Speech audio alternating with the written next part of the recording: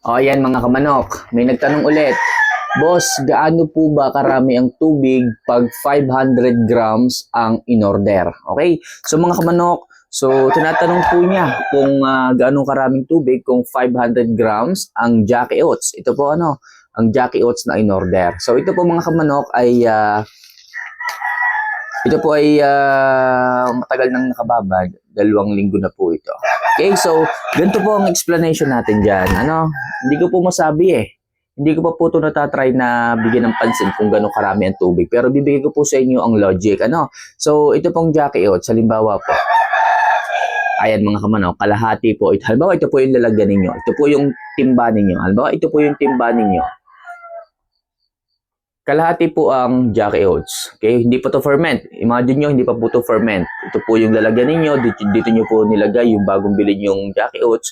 So, kalahati po nito ang laman nung inyo pong mailagay na Jackie Oats. Halimbawa, ito po ay 500 grams. Kalahati po nitong lalagyan. Ang dami. So, ang gagawin nyo, pupunuin nyo po ito ng tubig. Kasi kalahati na yung laman, kailangan kalahati din po yung tubig.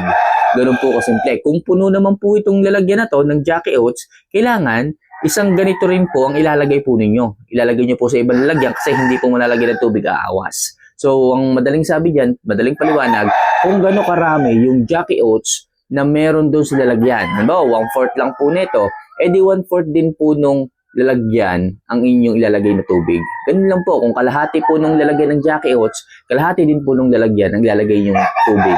Ganun lang po. Okay, 50-50 po ang lagayan nito. So, idol, kung gusto mong magbabad ng fermented Jackie Oats, ganun lang kasimple. So, make sure mineral water ang inyong gagamitin na tubig para sa ganon, maging maayos at makuha nyo yung ganitong klase ng texture na fermentation. So, ano pang hinihintay nyo mga kamanok? Kung gusto nyo magbabad kagaya ko at makuha nyo ang magaganda at bulkang pangangatawan ng inyong mga manok, nandyan lang to sa baba. So, ano pang hinihintay nyo? Try nyo na.